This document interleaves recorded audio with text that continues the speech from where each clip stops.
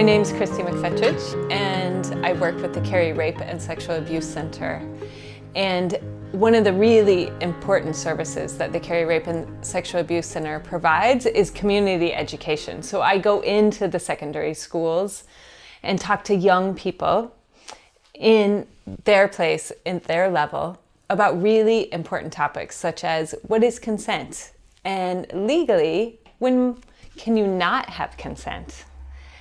We talk about what is sexual violence, define sexual violence, talk about the law, and discuss what are the signs of a healthy relationship and what might be some of the warning signs that you're in a relationship that isn't very healthy or could even be abusive.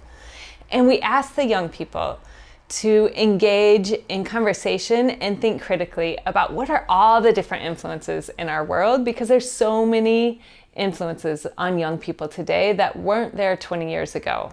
Things such as social media, things on the internet such as pornography, and we discuss those influences and how they might be impacting them.